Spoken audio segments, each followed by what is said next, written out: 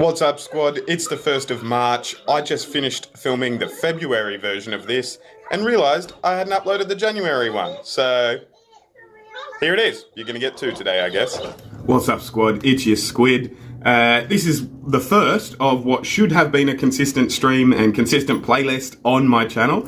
I'm going to be doing monthly updates for you guys on my life as an immigrant here in America. If this is the first time you've come across me, good looking out. It's the first video in a new playlist. I'm going to be doing monthly, as I said, updates. I do these things every single day on Instagram. I listen to a lot of podcasts as a result of being a stay-at-home parent.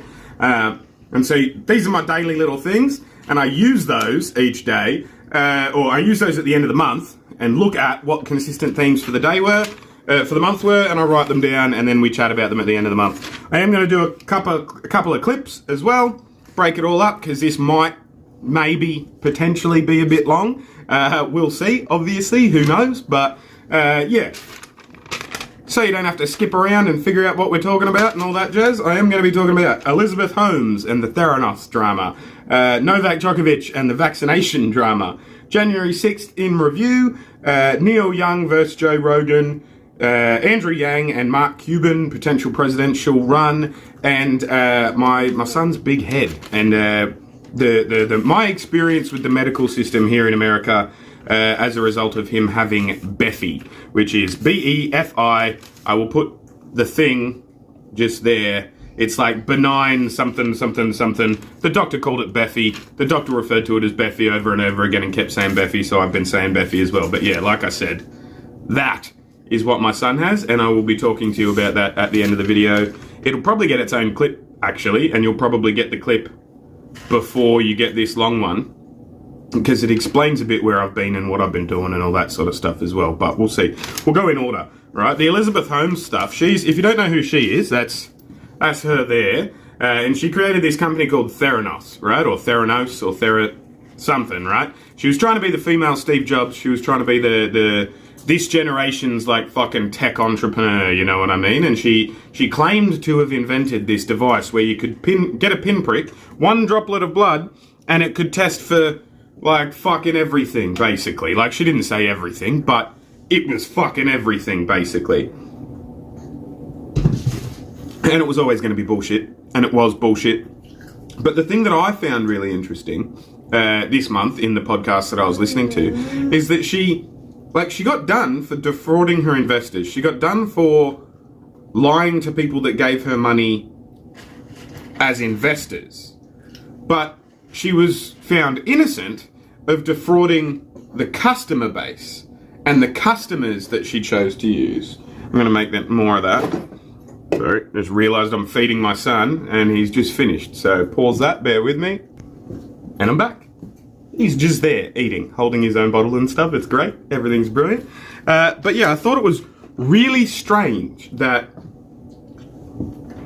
with the same evidence, the same crime and the same accusation, but it was just bigger amounts of, like, instead of money being at play, instead of her frauding people out of money, she frauded them out of their health. But for some reason in America, or the American legislation or court system or what have you, decided that the money was worse than the health aspect. I thought that was really weird, and I thought I wanted to talk about it. Don't have a solution, don't have a real end point of the conversation, but I just thought, yeah, that was something that was playing on my mind this month, you know, the fact that she got sent to prison for lying to people about what her product was, but only for lying to the investors, not the patients.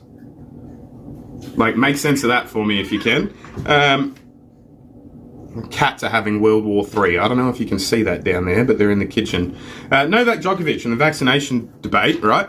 I'm going to, again, flash a name here, Reza Barati. I'll leave a link in the description as well.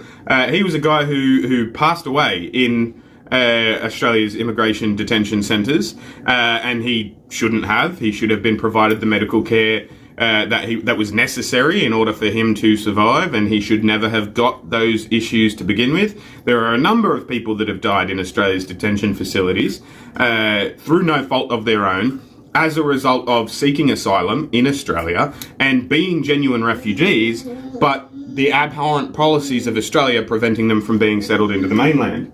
You alright there? You still eating as well?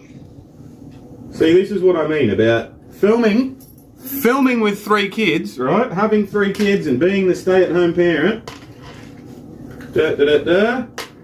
He's got chocolate all over his face, otherwise I'd show him to you as well. But, like, just the whole conversation, basically, about Novak and about Djokovic and about immigration detention in Australia in general is really disingenuous, and it really annoys me, right? So, earlier in the month, people were talking to me about COVID and about the COVID policies in Australia and about how there are rules about when you first arrive in Australia, how long you have to quarantine for, and there are quarantine facilities, and people don't understand that Australia's always had those quarantine facilities. We've always had them, not just as a result of COVID, but as a result of fucking E. coli and fucking, like, that's the only one I can think of off the top of my head, but like a bunch of shit that is everywhere in the world except for Australia. We have a unique ecosystem. Like, and when I say that, I'm not just being hyperbolous. It is unique to the rest of the world. Australia's ecosystem, like that's, I mean, you guys all know fucking koalas and kangaroos and echidnas and shit, right? Like, but there are plants that are just as fucking whack as a kangaroo or a koala, comparatively speaking, that will die if we don't have the fucking quarantine setups that we have in Australia. It's an island in the middle of bumfuck nowhere. It's got its own ecosystem. Quarantine facilities have always been a thing. So, naturally, it made sense if you can stay at COVID zero, to do your best to stay at COVID zero, because 0 deaths from COVID is better than 1 death from COVID, like, by a measure of fucking lots, obviously. And yeah, we already had the quarantine facility, so we went, fuck it, yeah, let's do this as well. You gotta get burped, little man? Let's do that. And, yeah. Boom, boom, bang, bang, boom. Let's burp you, I will pick you up and burp you. Burpy, burp, burp, burp, burp, burp, the sun. So, yeah. Like, there's Reza Barati and there's the Immigration Detention Centre facts. Like, people have been running from the shit parts of the Middle East and the shit parts of Southeast Asia and trying to get to Australia via fishing boat for decades now, since the early 2000s, right? Like, since before that. We promised way back in the day, I can't remember the exact year, I'll put it there, I think it was 76, I could be wrong, but we promised at some point, way back when, that we would house refugees if they came to us and asked for help. So people have been coming to us and asking for help, and we have not been housing them. We've been locking them in offshore prisons for indefinite periods of time, and it's fucking abhorrent. It's evil.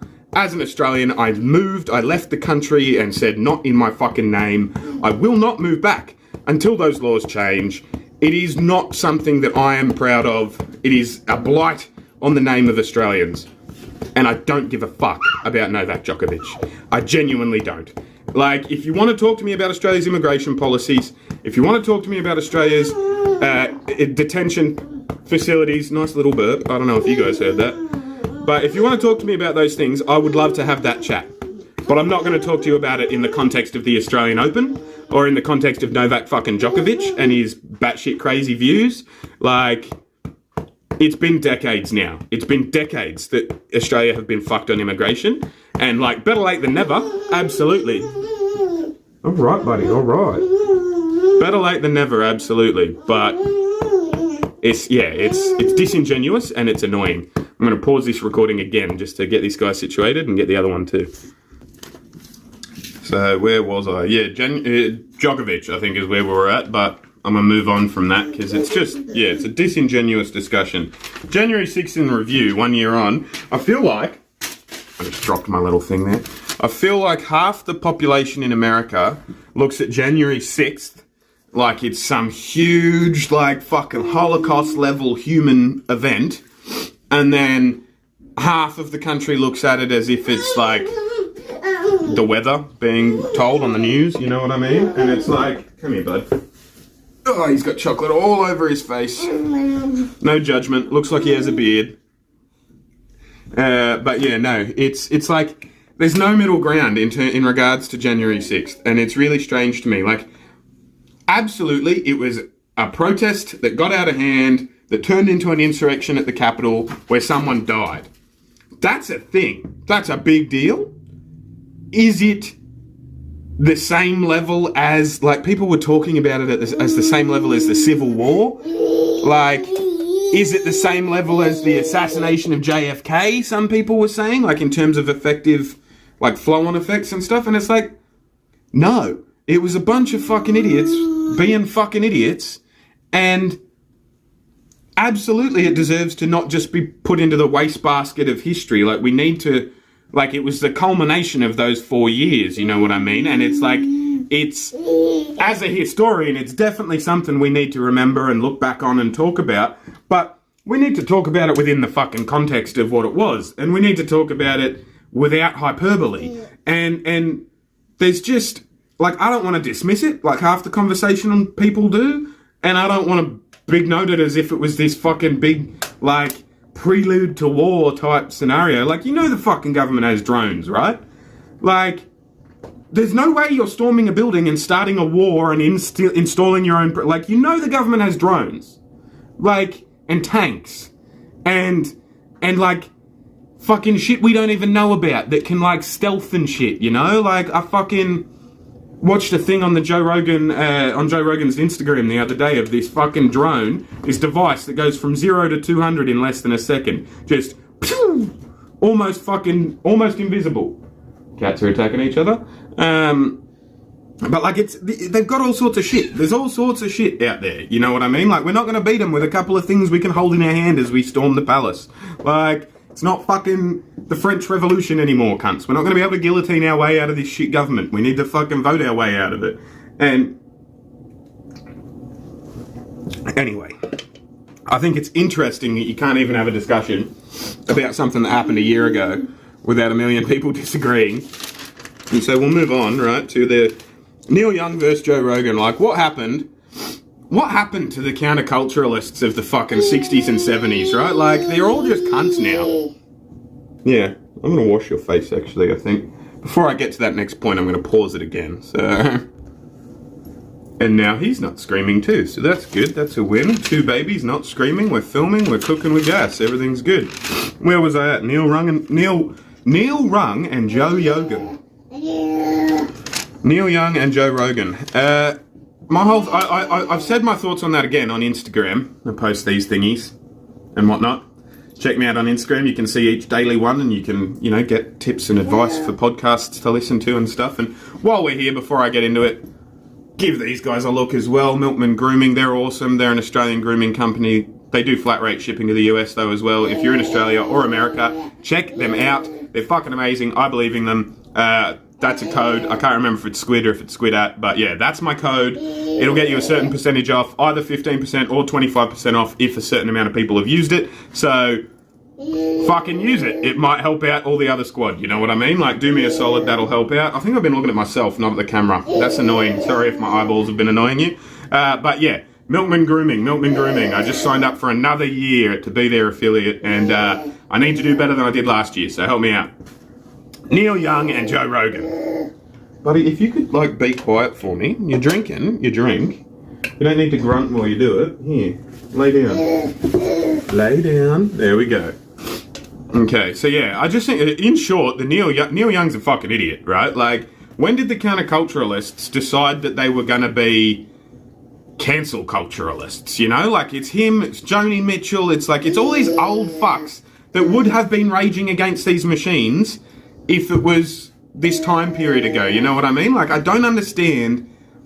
Like, please, for the love of God, if you guys see me at a certain point in 20 years' time, 30 years' time, starting to become a fuckwit, like, rein it in, you know what I mean? Like, I don't understand.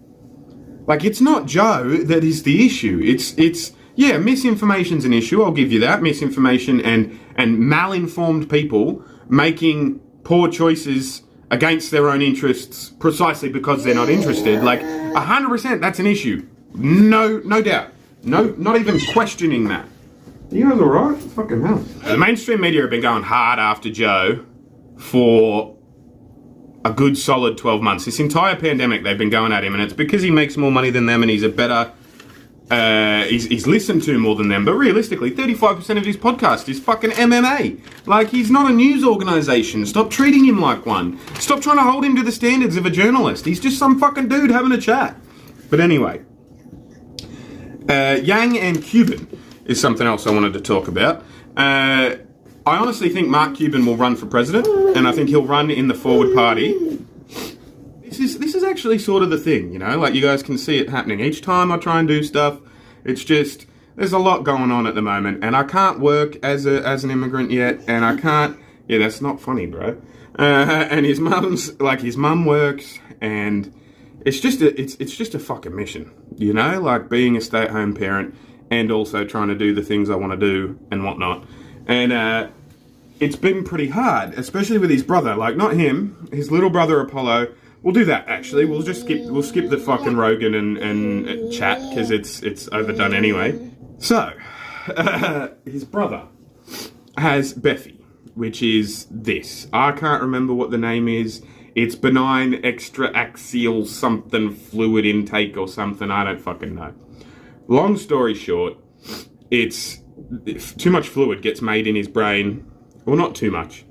There's things in the brain. This is a picture of his brain, right? And there's two things in the brain. One of them creates fluid. The other one helps drain the fluid into the spinal cord in the first year of life. I'm not a neurologist. I'm not a neurosurgeon. Not even an MD. If there is, like if I'm wrong and there's a doctor in the comments correcting me, believe them, not me. I'm just going based off what I was told a week or two ago, or 3 weeks now maybe, and like what we have to do from there and stuff. But yeah, it's benign something. It's Beffy. The neurologist called it Beffy. It's fluid. Yeah, there's a thing in the brain that the fluid is created, and there's a thing in the brain where the fluid is drained into the spinal cord. And generally speaking, 99 times out of 100, they grow at the same rate. With Apollo, they have not done so. And so the thing that drains the fluid is growing at a slower rate, or has grown at a slower rate, or developed at a lower period or whatever, than the thing that creates the fluid. It should just go away on its own. Everything's fine. There are no issues. We just have to, like, obviously watch for things, like keep an eye on him more, and like he's got there's a thinner skull, so we need to be more careful with him. His head is bigger than normal, if that makes sense, and comparatively to the rest of his body is fucking huge. So he's a little bit delayed in terms of like, you know, things like crawling or like motor skills, you know what I mean? Like nothing neurologically, there's no neurological delay. But there's like physical things that, like, having a big fuck off head makes it hard to do, you know? Like, it's hard to crawl when you're off fucking balance because your head's fucking, you know, like, it's a thing. Obviously, it's the best case scenario from that day, though. It's the absolute best case scenario. And I went on, and I am still going on, a roller coaster of emotions as a result. Like, it was traumatic. I'm not going to lie. I know that word's a fucking buzzword these days and stuff, but it was a really difficult day for me, you know. So I get there and we have a discussion with the neurologist, and she's this amazing doctor with brilliant bedside manner, and she's great, don't get me wrong. It was a good conversation, and I learnt a lot about, like, brains in general. I'm not sure if I've said the software hardware line already, but yeah, we had a conversation about knowledge in general and about what things in our family history would affect him and what might not, and all that sort of jazz. But what it came down to was the reason we were there was because his head was fucking massive, and because, unlike standard procedure for his age and standard practice for his age, his head wasn't closing up appropriately. In fact, there were some areas where it looked like his skull was being pushed out. The neurologist said what that means is we have to do an emergency MRI, because if there's pressure pushing the skull outward, that means there's probably something in there that shouldn't be. And, you know, as we know now, that's just a bit of extra fluid, and it will go away of its own accord, or it should do. We've got to keep track of it and stuff, and I'll tell you about that in a sec. But, yeah, it's a thing, right? And she was like, look, you know, we're going to skip you ahead of the queue. Like, it's an emergency MRI, so you're going to skip all the scheduled ones for today. They're going to get bumped back and stuff. Her shift had actually ended an hour earlier, but she waited and, like, so I'll start at the beginning. Our GP who referred us to them, said make a call, get a date. We got a date 3 or 4 weeks away that had confirmed. He called them to check and went, yeah, no, that's not good enough. You need to see them tomorrow, squeeze them in. And so they squeezed us in, and then the neurologist was like, yeah, no, that's bad. We need to get an emergency MRI.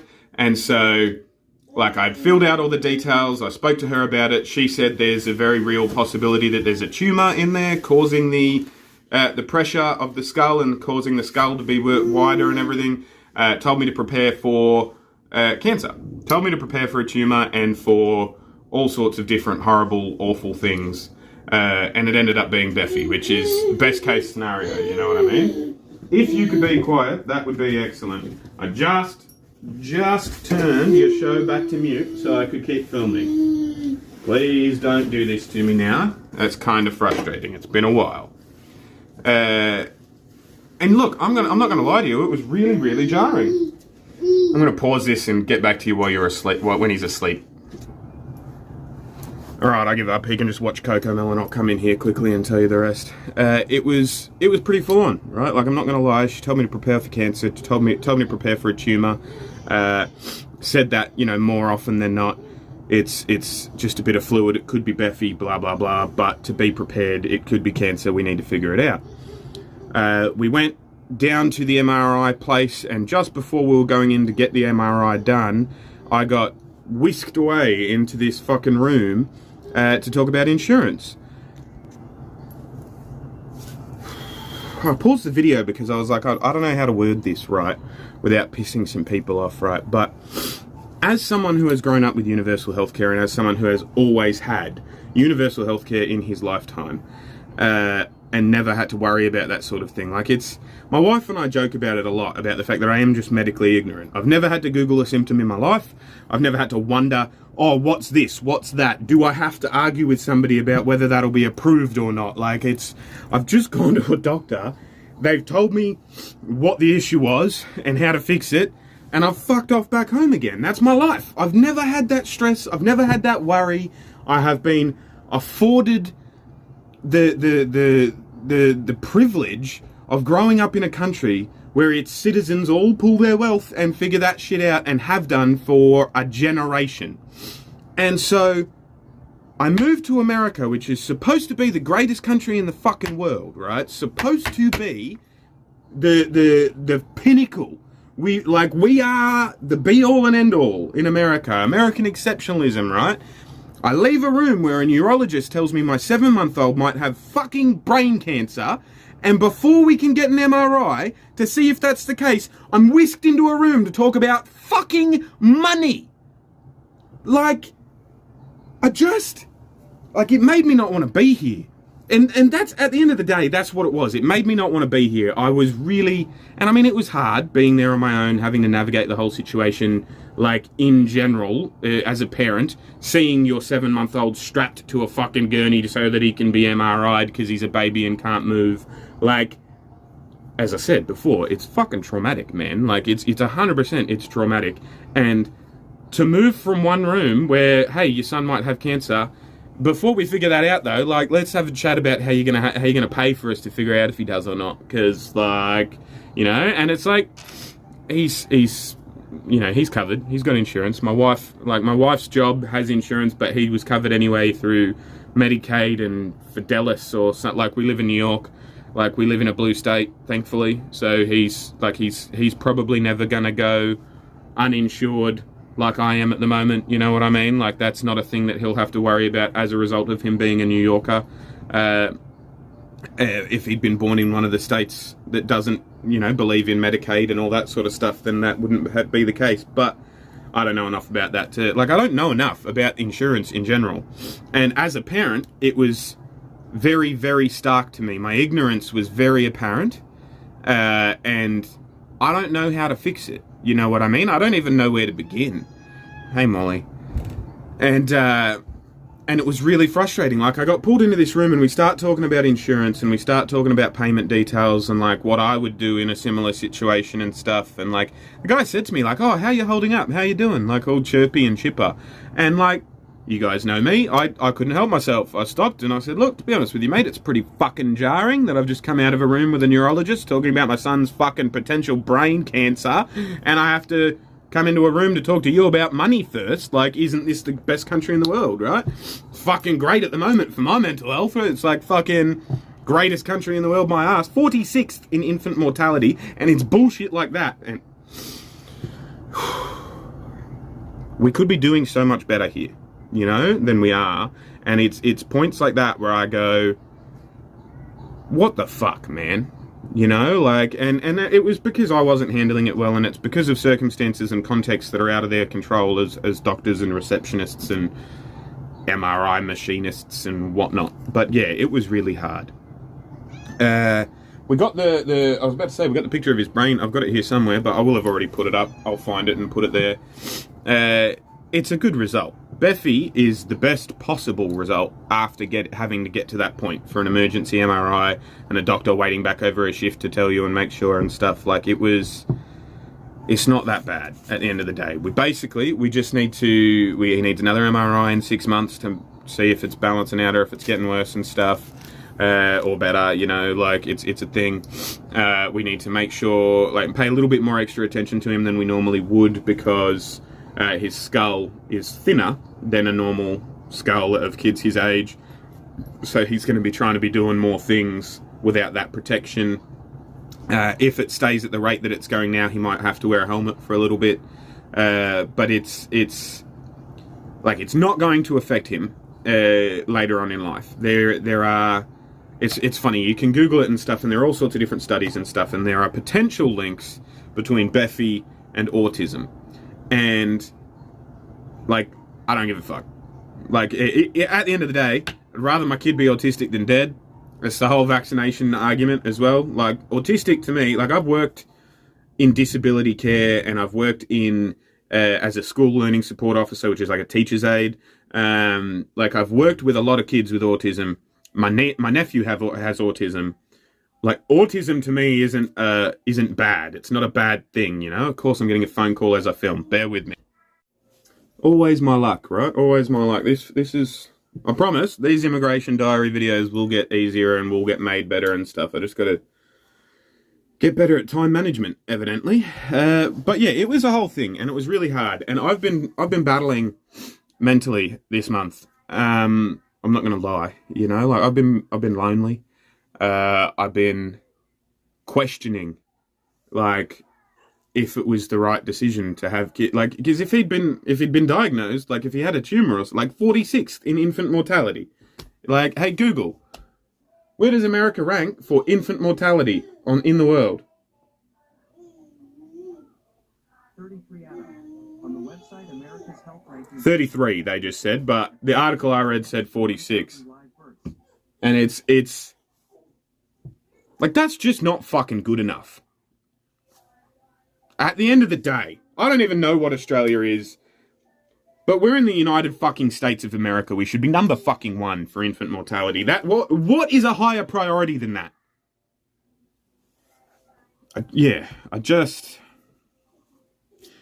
It's been really hard this last month, because that was very traumatic, and I've been dealing with a lot of self-analysis and a lot of guilt in that regard. And, you know, I'm just, I'm not built for in-the-moment acceptance of stuff, you know? Like, if I'm fucking raging at something, as you guys know, it takes me a while to get off that fucking raginess, you know? And yeah, it's just hard. It's been hard this last month. I have missed a couple of weddings. It's looking like I'll probably have to miss my best mate's wedding later in the year now, as a result of expenses and all that sort of stuff. And it's just, I'm having a hard time, you know? And so I haven't posted a lot the last month or two, because I feel like I need to be in the right frame of mind. Like, I don't want to do a reaction video where I'm just staring at the video, thinking about other shit and being sad. You know what I mean? And being a fucking in my feelings. I want to be in the right frame of mind. I want to actually be positive and focus on what I'm doing. And so I haven't been able to do it. And so people have been hitting me up. Like, I've had patrons hit me up being like, hey, I paid you for this, you know? And it's like, fuck off, you know? Like, I honestly, if you're my patron because you support me and because you want to give me money. The extra things that I offer as my patron perks, like, that's a bonus, you know? Like, I'm doing my best in a situation where I can't work, I can't navigate the fucking shit that I need to navigate, like the medical system and the insurance system, because evidently I am just not smart enough. And it's fucking hard, you know, like to deal with those things. And so I have been, you know, it's fucking YouTube. I've been neglecting the channel because I've needed to. But I'm not going to be moving forward. I'm going to be using it as I was using it when I first started here, and it's a good tool for my mental health. Getting all of this out has been helpful as well. And yeah, it's a thing. I'm getting another call. Bear with me. That was my father-in-law. He's bringing around diapers and stuff for the kids. That was super nice of him and whatnot. So I got to wrap this up so I can get to it. Been rambling and saying the same thing over and over again. The whole video, anyway. Yeah, I'm doing better. Things are getting all right, but I just wanted to explain, you know, this has been the last month. I'm going to do videos like this every month where I talk about how the month affected me. I've had a better month in terms of my individual, like, I go through peaks and troughs in terms of missing home, and like, something dumb will happen and I'll be sad about it, you know, like I'll be in the car when someone lets someone in traffic and somebody will go like that, you know, like, oh, yep, cheers. And it'll remind me of when somebody said, oh, cheers, back at home, and I'll go on a fucking 45-minute fucking jaunt down memory lane. And it's like, it's dumb. I've been here since about this time in 2019, almost 3 years now, and it's supposed to be getting easier, but I don't know, you know?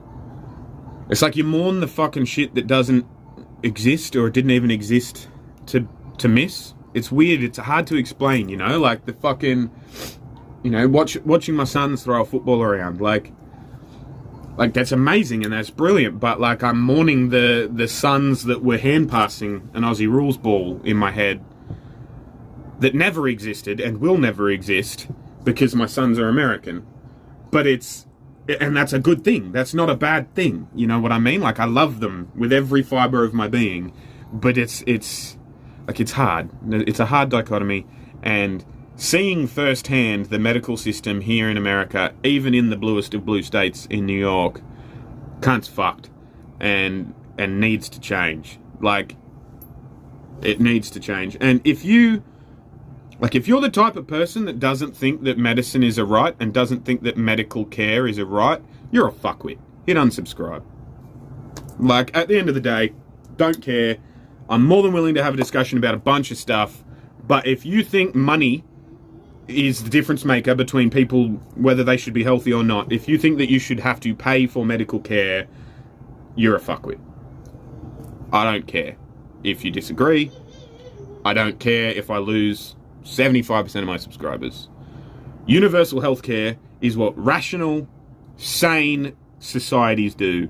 Universal healthcare should have been done in this country 50, 60, 70 years ago, and it's a blight on the United States that you have to have a discussion about insurance in between the room where the doctor says your 7-month-old might have fucking brain cancer and the room where you find that out.